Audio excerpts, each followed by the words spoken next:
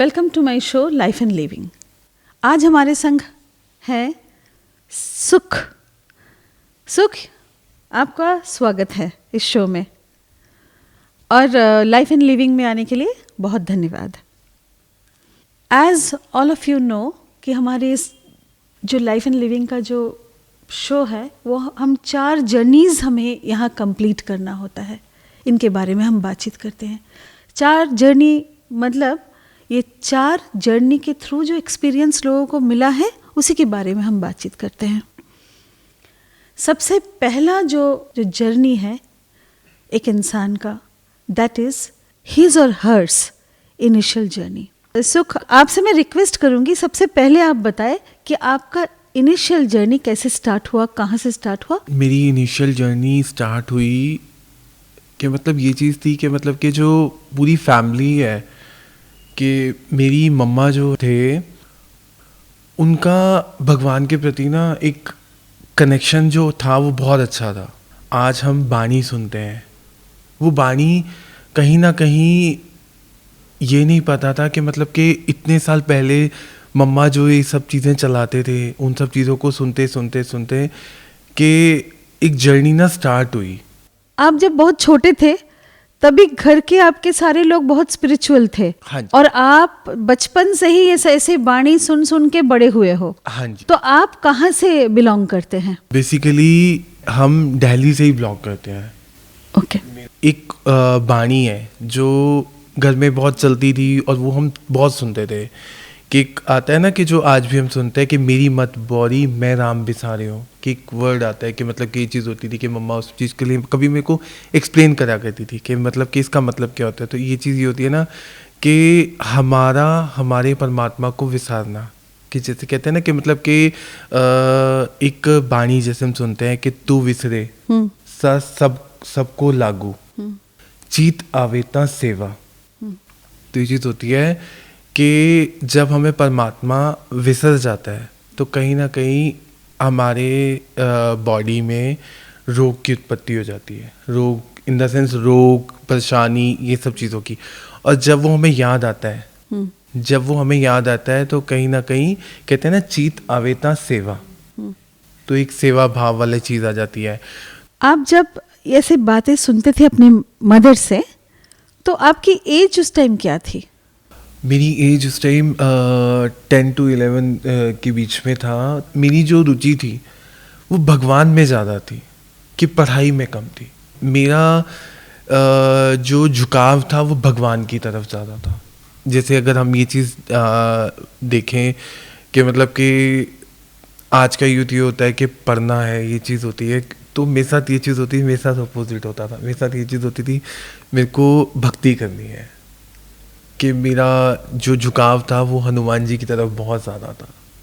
कहीं ना कहीं उस जर्नी में चलते मैंने कभी ये चीज़ नहीं सोची थी कि मतलब कि परमात्मा की दया से इतनी अच्छी जर्नी मिल जाएगी कि मतलब कि जिसका कोई अंत ही नहीं है, कि उन्होंने इतना प्रेम, इतना स्नेह दिया है। ऐसे ब्लेसिंग्स तो बहुत कम लोगों को मिलती होगी, क्योंकि एक स्कूल गोइंग किड जब आप थे तभी से आपको भगवान के प्रति रुचि, फिर घर में तो था ही संस्कार एक, आपको तो मालूम था, आप समझते थे बचपन से ही। मम्मी समझाती थी कि कैसे क्या होता है, भगवान कौन है। एक चीज़ को एक्सप्लेन करना कि मतलब जैसे हम जो बाणी सुनते हैं आज, जैसे हमें गुरुजी उन सब चीज़ों को एक्सप्लेन करते हैं, तो वैसे ही बहुत सारी चीज़ें हैं जो बाणी हम आज सुनते हैं। वो बाणी गुरुजी ने उस टाइम सुनवाई मम्मा के थ्रू, और उन्होंने काफ़ी चीज़ें मेरे को समझाई, कि बहुत सारी चीज़ें एक्सप्लेन करी। एक चीज़ आप बताएंगे? हाँ जी। कि आपकी मदर गुरुजी से पहले से कनेक्टेड थे?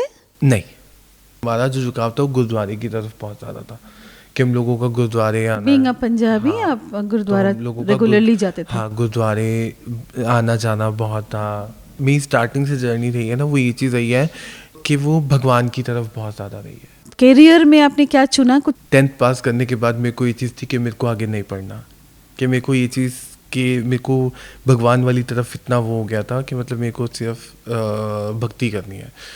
तो घर वालों ने बहुत फोर्स किया उस चीज़ के लिए कि मतलब कि नहीं नहीं पढ़ना है पढ़ना है पढ़ना है। उन्होंने ज़बरदस्ती मेरे को जैसे जैसे करके 12th कराई। तो उसमें भी ये चीज़ थी कि मतलब कि उस टाइम लाइफ में गुरुजी नहीं थे, बट इनडायरेक्ट में तो थे ही।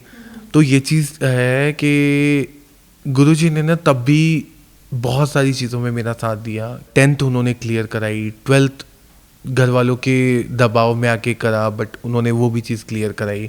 घर वालों ने फोर्स करना शुरू कर दिया कि नहीं कॉलेज करना है कॉलेज करना है।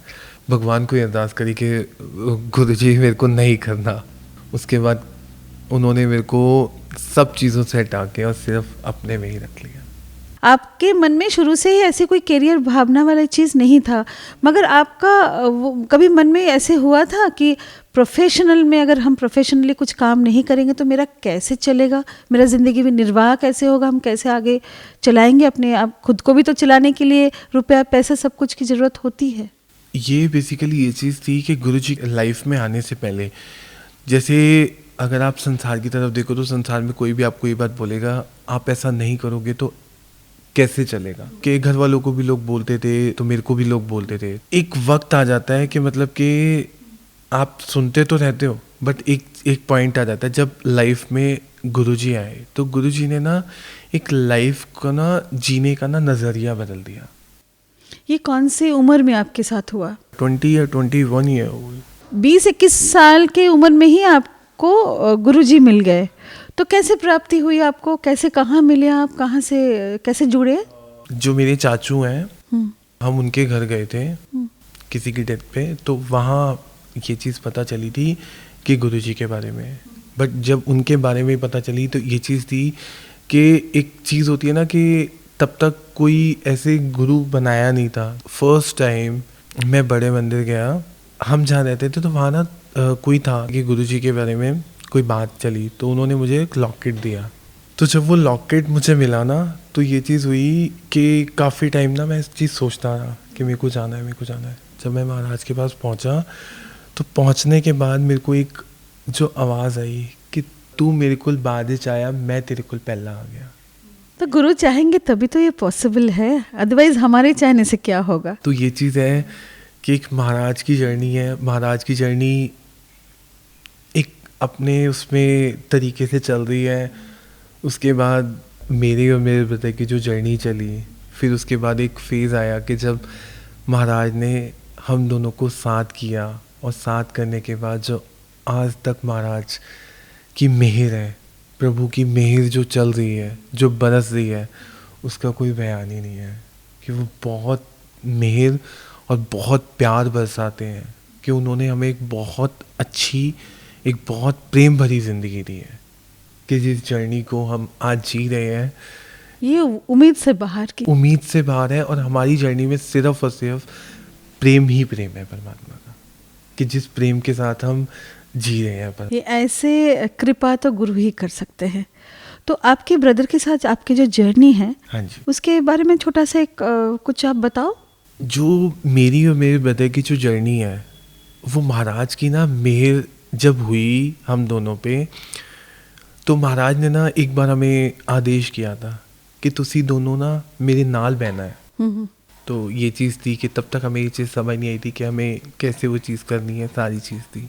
तो गुरुजी ने हम दोनों को मिलवाया। मिलवाने के बाद गुरुजी ने हमें ये बोला कि तुसी दोनों मेरे नाल बहना है। तो ये चीज़ थी कि हम दोनों को ये नहीं पता था कि महाराज के साथ ना कैसे बैठते हैं। तो महाराज ने फिर एक एक चीज़ को स्टेप बाय स्टेप समझाया कि मेरे साथ कैसे बैठना है। उन्होंने हमें बानी से किस धीरे धीरे धीरे धीरे हमें व्याख्या वाले शब्द सुना के महाराज ने अपने से जोड़ा। धीरे धीरे उन्होंने बानी की तरफ हमें प्रेरित किया, और जैसे जैसे करके महाराज ने हमें इस जर्नी में आगे बढ़ाया। मैं चाहूँगा कि सहज भी आए, फिर हम दोनों भाई मिलके गुरु की महिमा का गुणगान करेंगे। आई वेलकम सहज। सहज और सुख दोनों आज हमारे इस शो में आए हुए हैं लाइफ एंड लिविंग में। अभी हम दोनों से सुनते हैं उनकी स्पिरिचुअल जर्नी के बारे में। तो जैसे सुख आए और सुख ने बताया कि गुरु की महिमा की जैसे बात की जा रही थी, तो वैसे तो हम इस लायक शायद नहीं हैं कि गुरु की महिमा का कोई अंत नहीं है, ये तो बेअंत है। जितनी बात गुरु हमसे करवाए या जितनी उनकी कृपा है हमारे ऊपर, और जिस तरीके से इस जर्नी में रहते हुए और उनसे बहुत कुछ सीखने को मिला, तो मेरे और सुख के जीवन में बहुत सारी लर्निंग्स और बहुत सारे ऐसे लेसन्स रहे कि जिसके चलते हमें संसार में रहते हुए, गुरु के पास रहते हुए उन्होंने जीना सिखाया।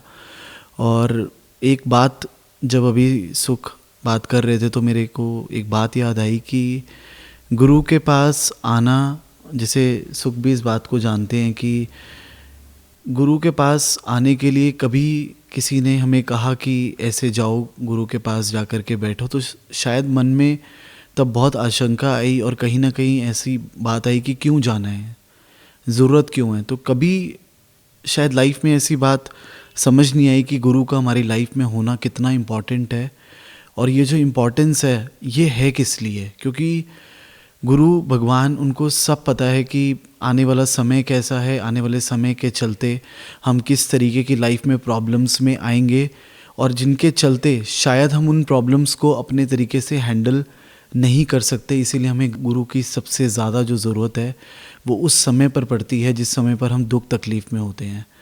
तो हमारे दोनों के एक्सपीरियंस में कुछ ऐसा रहा कि हमने बहुत सारे लोगों को गुरु के पास आते हुए, और हमारा खुद का भी ऐसा कुछ एक्सपीरियंस रहा कि गुरु के पास तब पहुँचे जब शायद हम दुख में थे, और एक दुख ही शायद ऐसा कुछ, मतलब एक परमात्मा की, इसको हम लीला कहेंगे कि कहीं ना कहीं उनकी एक बहुत अद्भुत लीला है कि जब दुख में इंसान होता है तो ज़्यादा जुड़ता है परमात्मा से, क्योंकि दुख ही उनको परमात्मा की तरफ लेकर के जाता है। क्योंकि दुख में जब हम संसार से बहुत मदद मांगने की कोशिश करते हैं या कहीं ना कहीं हम सोचते हैं कि संसार हमारी हेल्प करेगा, तो वो भी एक सर्टेन पॉइंट तक ही हेल्प कर सकते हैं, लेकिन जो असल कृपा है वो प्रभु की ही रहती है। क्योंकि जो माध्यम भी बनते हैं हमारी ज़िंदगी में, अगर कोई किसी की मदद भी आज कर रहा है तो परमात्मा जब तक उनको उतनी सुमत बख्श रहा है मदद करने की, वो शायद तभी तक हमारी मदद कर पाएंगे। लेकिन पूर्ण कृपा और जो असल माध्यम है वो परमात्मा ही है, क्योंकि परमात्मा के ही सुमत देने से किसी को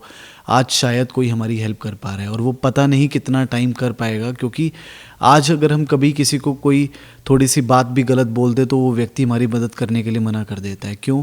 क्योंकि ये स्वभाव नहीं है किसी का भी आज। तो ये परमात्मा के पास रह करके इस चीज़ को सीखा कि परमात्मा कैसे भी व्यक्ति को अपने पास बुला करके, उनका किसी भी सिचुएशन में कोई भी इंसान आता है, अगर उनके पास किसी भी दुख में वो होता है, तो परमात्मा अपने पास बिठा करके कैसे उनके दुखों को ख़त्म करते हैं। इस मोमेंट जिससे हम अभी गुजरे, सुख और सहज के साथ इतनी सारी जानकारी मिली मुझे आज। I would like to have both of them for my next show. Thank you.